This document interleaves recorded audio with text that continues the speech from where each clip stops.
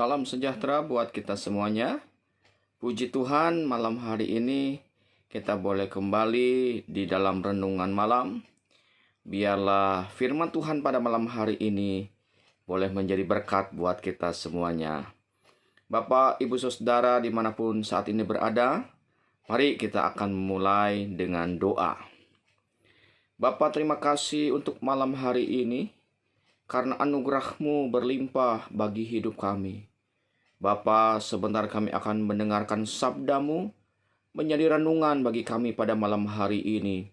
Dan biarlah kami bukan saja mendengar, menerima, bahkan kami pun boleh melakukannya dalam hidup kami sehari-hari. Terpujilah nama-Mu kekal sampai selama-lamanya.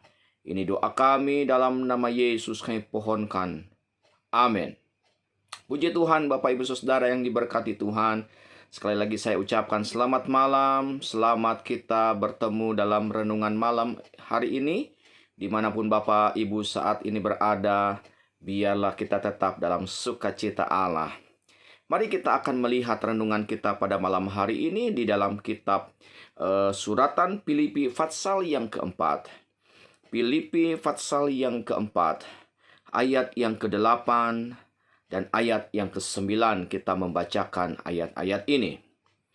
Jadi akhirnya saudara yang semua yang benar, semua yang mulia, semua yang adil, semua yang suci, semua yang manis, semua yang sedap didengar, semua yang disebut kebajikan dan patut dipuji, pikirkanlah semuanya itu. Dan apa yang telah kamu pelajari dan apa yang telah kamu terima, dan apa yang telah kamu dengar dan apa yang telah kamu lihat padaku, lakukanlah itu, maka Allah sumber damai sejahtera akan menyertai kamu. Puji Tuhan. Malam hari ini tema renungan kita adalah memiliki pikiran yang benar. Bapak, Ibu, Saudara, ketika kita mempelajari kitab suratan Filipi ini, maka beberapa kali disebutkan oleh Rasul Paulus kepada jemaat yang ada di Filipi adalah berpikir atau pikiran. Dan memang salah satu permasalahan yang ada di jemaat Filipi adalah masalah soal pikiran.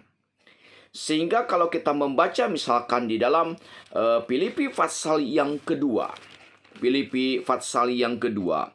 Di dalam ayat yang kelima, saya langsung ayat ini. Hendaklah kamu dalam hidupmu bersama menaruh pikiran dan perasaan yang terdapat juga dalam Kristus Yesus. Ya, jadi salah satu hal yang menjadi konsens dari Rasul Paulus kepada jemaat di Filipi, supaya jemaat di Filipi memiliki pikiran yang sama dengan Kristus. Tentu pikiran yang sama dengan Kristus itulah yang disebut dengan pikiran yang benar.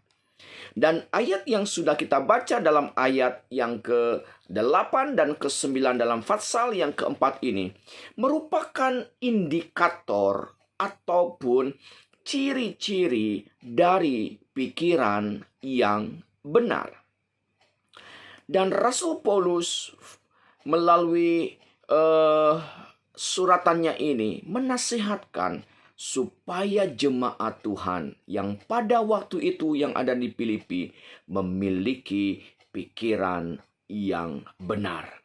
Nah, pikiran yang benar itu adalah pikiran yang selalu memikirkan yang benar, memikirkan yang mulia, memikirkan yang adil, yang suci, yang manis, yang sedap didengar, dan seterusnya. Bapak, Ibu, Saudara yang saya kasihi, mengapa sebagai orang percaya saat ini pun perlu memiliki pikiran yang benar? Kita harus akui bahwa saat-saat ini, di akhir zaman ini, maka iblis menyerang kita dengan panah-panah dari si jahat. Makanya di dalam kitab suratan Efesus pasal yang ke-6, kita harus memakai senjata-senjata atau perlengkapan-perlengkapan senjata Allah, supaya kita bisa menahan, kita melawan dari serangan-serangan iblis. Dan salah satunya adalah selalu menyerang pikiran-pikiran kita. Sehingga Bapak Ibu Saudara yang saya kasihi, di akhir zaman ini kita perlu memiliki pikiran yang benar. Lalu bagaimana kita bisa memiliki pikiran yang benar? Maka di dalam ayat Fatsal ini, di dalam Fatsal yang kedua yang kita sudah baca, kita dapat memiliki pikiran yang benar ketika pikiran kita selaras, disesuaikan dengan sabda Tuhan.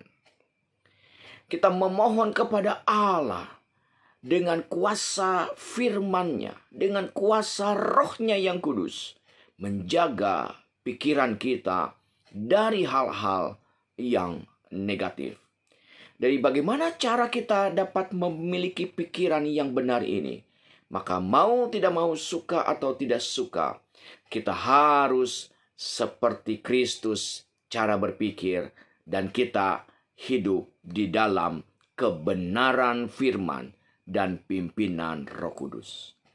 Sebab saat hidup kita dipimpin oleh firman, dikendalikan oleh Roh Kudus, maka pikiran kita akan memiliki pikiran yang benar. Lalu selanjutnya apa manfaatnya ketika kita memiliki pikiran yang benar? Yang pertama adalah bahwa ketika kita memiliki pikiran yang benar, maka dikatakan kita akan memiliki atau menjadi pribadi yang positif. Pikiran yang positif artinya pikiran yang optimis. Bapak Ibu boleh melihat di dalam kitab Bilangan pasal 13 dan pasal 14. Maka ada dua kelompok, 10 dan 2. Dan yang dua itu adalah Yosua dan Kaleb, memiliki pikiran yang berbeda dengan ke-10 yang lain. Yang ke-10 dikatakan mereka punya pemikiran bahwa mereka tidak akan memiliki tanah perjanjian karena mereka berpikir mereka seperti belalang dan siap dilahap.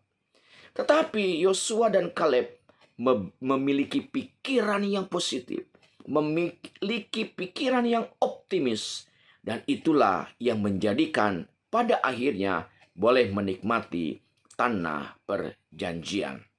Dan dikatakan dalam ayat yang ke-9, dan apa yang telah kamu pelajari, dan apa yang telah kamu terima, dan apa yang telah kamu dengar, dan apa yang telah kamu lihat padaku, lakukanlah itu. Maka Allah sumber damai sejahtera akan menyertai kamu. Ya, jadi Bapak Ibu Saudara, ketika kita memiliki pikiran yang benar, maka kita akan menjadi pribadi yang optimis, pribadi yang berpikir positif. Walaupun keadaan dunia ini penuh dengan tantangan, rintangan, dan penuh dengan segala hal, namun ketika pikiran kita positif, maka kita akan memiliki damai sejahtera Tuhan dan penyertaan Tuhan. Lalu yang kedua, apa yang kita dapatkan ketika kita memiliki pikiran yang benar? Ayat yang ke-10 dalam suratan Filipi pasal yang ke-4. Aku sangat bersukacita dalam Tuhan, bahwa akhirnya pikiranmu dan perasaanmu tumbuh kembali untuk aku. Memang selalu ada perhatianmu, tetapi tidak ada kesempatan bagimu. Dan seterusnya. Yang kedua, ketika kita memiliki pikiran yang benar, maka kita akan bersukacita. Kita akan berbahagia. Bukankah manusia saat ini mencari kesukaan, mencari damai sejahtera, mencari kebahagiaan? Dan firman Tuhan menunjukkan dalam ayat-ayat ini, ketika kita memiliki pikiran yang benar, maka kita akan bersukacita. Kita akan berbahagia. Sebab mengapa? Karena dikatakan kita memiliki pikiran dan perasaan yang sama dengan Kristus.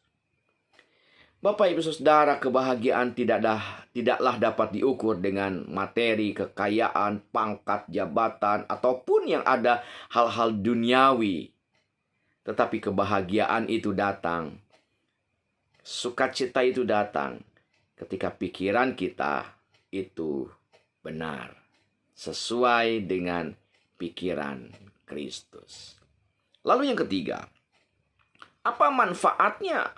Atau apa yang kita dapat terima dari memiliki pikiran yang benar. Ayat yang ke-13 dalam Filipi pasal yang ke-4. Segala perkara dapat kutanggung di dalam Dia yang memberi kekuatan kepadaku.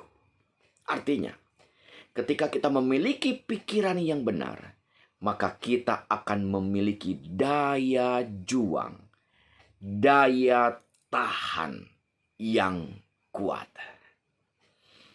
Di tengah-tengah situasi zaman ini, banyak yang membuat kita lemah. Kekhawatiran, kekecewaan, kegelisahan.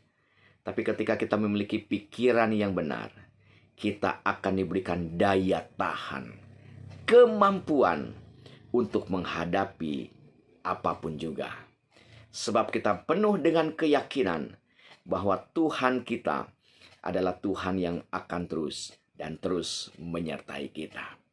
Beberapa waktu kita akan lewati tahun 2023 ini. Karena itu pesan firman Tuhan, hadapilah tahun yang baru dengan pikiran yang benar. Sebab pikiran yang benar akan membuat kita menjadi pribadi-pribadi yang optimis. Optimis menghadapi tahun depan, menghadapi perjalanan hidup yang tidak mudah, dan menjadikan kita bersukacita dan berbahagia. Bahkan diberikan kemampuan, daya tahan, daya juang untuk kita menghadapi berbagai situasi apapun. Kiranya Roh yang Kudus itu memberikan kemampuan, kesanggupan kepada kita, supaya kita terus memiliki pikiran yang positif. Ayat yang ke-7, Filipi pasal yang ke-4, damai sejahtera Allah yang melampaui segala akal akan memelihara hati dan pikiranmu dalam Kristus Yesus. Ada jaminan dari Allah ketika kita mau bertekad memiliki pikiran yang positif.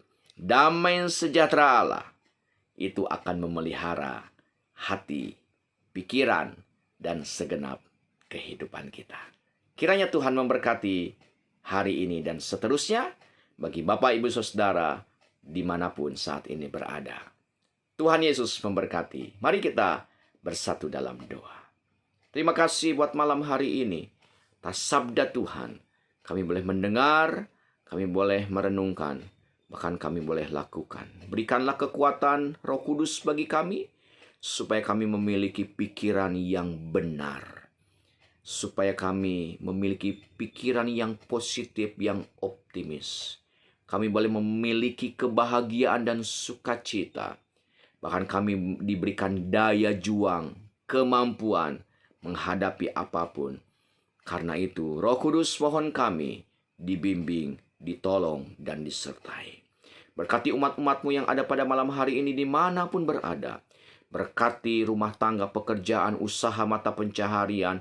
Berkati pendidikan, berkati apapun yang diusahakan umat-Mu yang sesuai dengan sabda-Mu.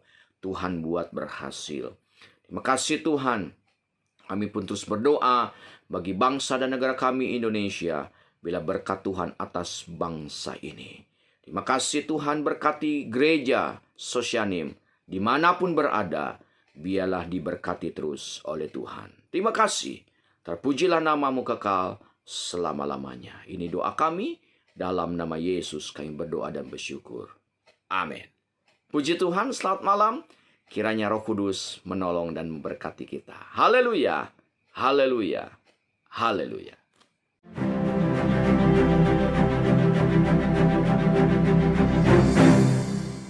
Gereja